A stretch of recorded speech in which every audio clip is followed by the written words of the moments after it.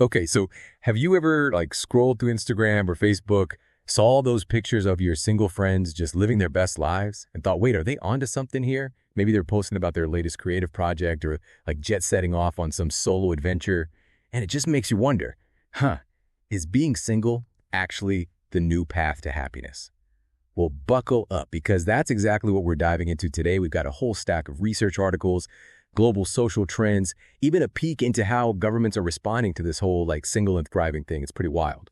So whether you're happily single, happily coupled, or somewhere in between, this deep dive is all about unpacking this evolving idea of happiness and maybe even challenging some of those assumptions we've got about what a fulfilling life should look like. One of the most interesting studies we found comes from a Dr. Bella DiPaolo. Basically, she found that single people often report having stronger social connections and a greater sense of self-direction than married folks. Kind of flips the script on that whole marriage equals automatic happiness thing, right? It totally does. And I think the real key here is understanding the why behind these findings. It's not just about being single in itself. It's more about what being single allows to flourish. Take autonomy, for example. Yeah. That feeling of being in the driver's seat of your own life, calling the shots. Research shows that's hugely linked to well-being. And, for many people, that's just easier to achieve when you're not needing to constantly factor in a partner's needs and desires. So it's like that whole self-care thing we hear so much about, but on a deeper level, right? Exactly. It's less about bubble baths and face masks and more about having the time and the headspace to really dig into self-discovery, maybe explore some passions without compromise, figure out what a fulfilling life actually means on a personal level. For some personalities, those things are absolutely essential to feeling truly happy. Think about it like this. Okay, I'm all ears. Imagine someone super passionate about, say, learning new languages or traveling to off-the-beaten-path kind of places. Being single often gives them that freedom and flexibility to really lean into those interests in a way that might be harder if they were also juggling the responsibilities and compromises that come with being in a relationship. So it's like they've got more room to grow in those directions to become the best, most well-rounded versions of themselves. Precisely. But of course, it wouldn't be a very balanced deep dive if we didn't address the other side of this whole thing. I mean, being single isn't always sunshine and solo adventures. Let's be real. Sometimes you just want someone to help you lug those groceries up the stairs or, be there for you when you're feeling under the weather. Totally. And haven't we all heard those stories about people feeling lonely or like they're lacking support when they're single, especially as they get older? Absolutely, and that's where it gets interesting.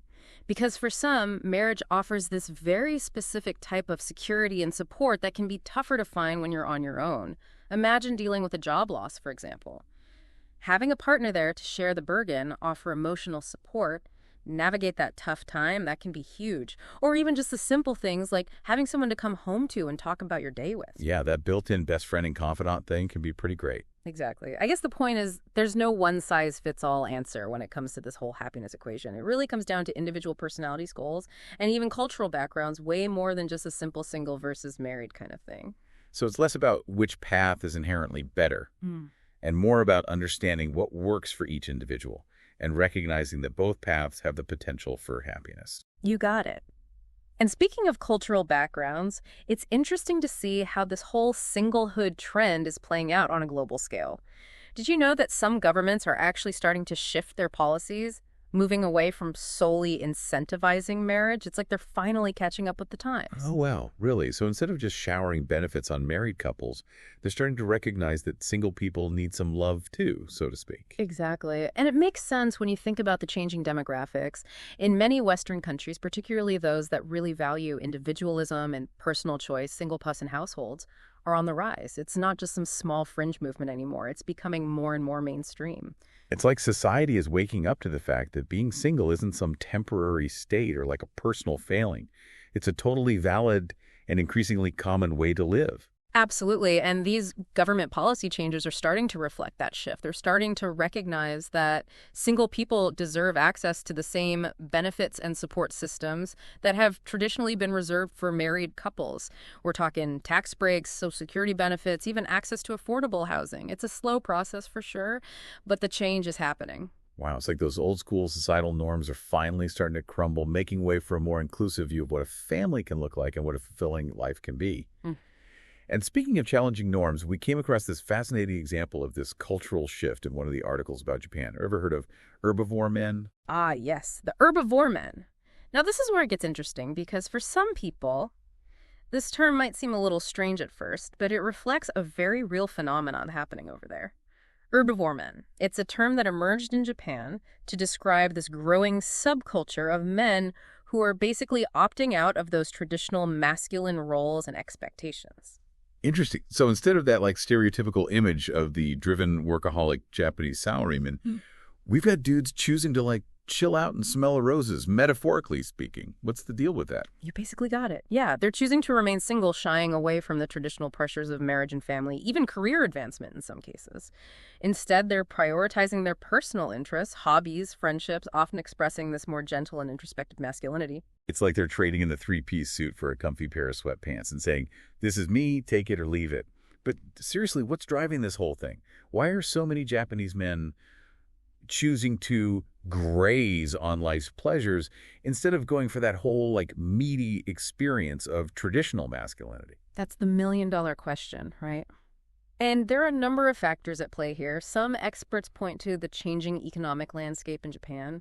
You know, that once guaranteed job security and the promise of upward mobility that's fading. So for some men, that traditional path just doesn't hold the same appeal anymore. Yeah, it's like, why break my back climbing the corporate ladder if there's not even a guarantee of a fantastic view from the top? Yeah. Right? Exactly. And on top of that, there's this growing sense of disillusionment with that traditional workaholic culture. A lot of young people, both men and women, are feeling burned out, and they're looking for a more balanced and fulfilling way of life. So they're like, I'd rather be happy and fulfilled, even if it means maybe making less money or delaying certain milestones. Precisely. And this ties back into that whole idea of shifting values we were talking about earlier.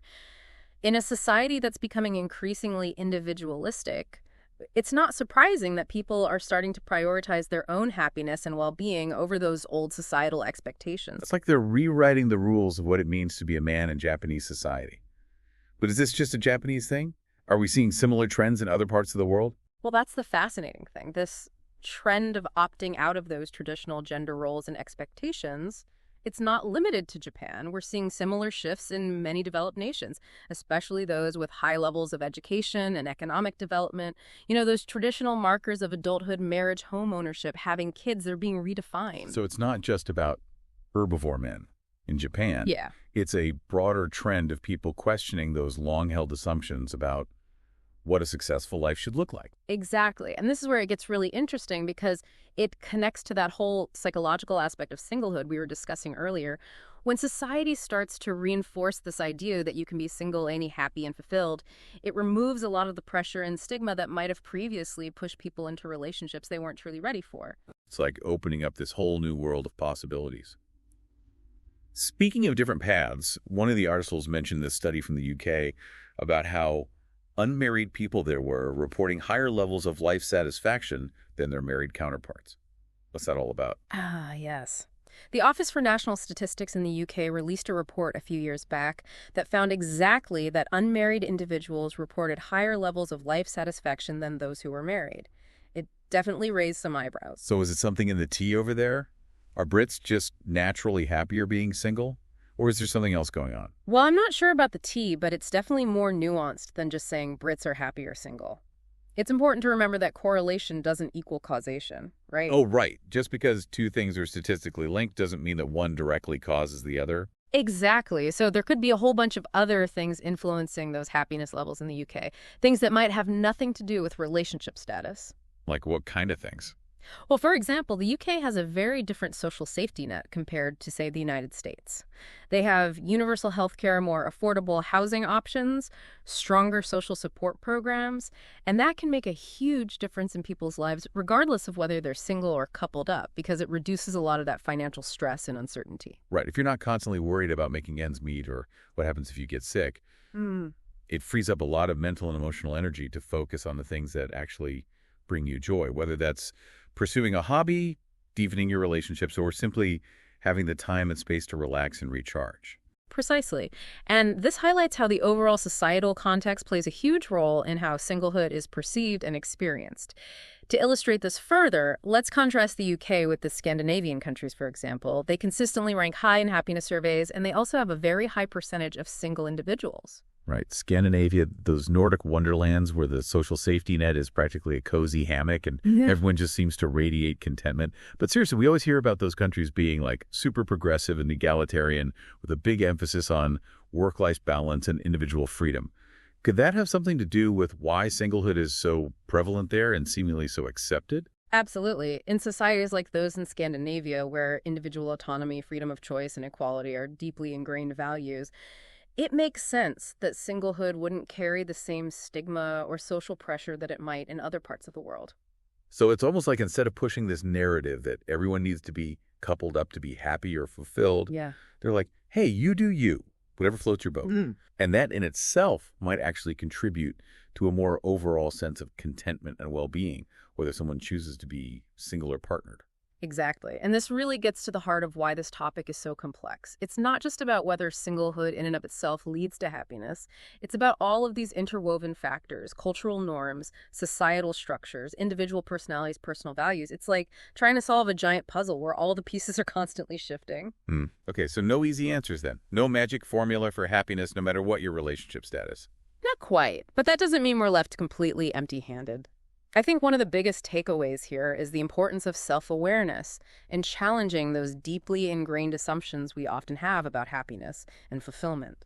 So instead of looking for some external validation or trying to fit ourselves into a predefined box, maybe the real key is to turn inward and ask ourselves, what truly matters to me? What brings me joy?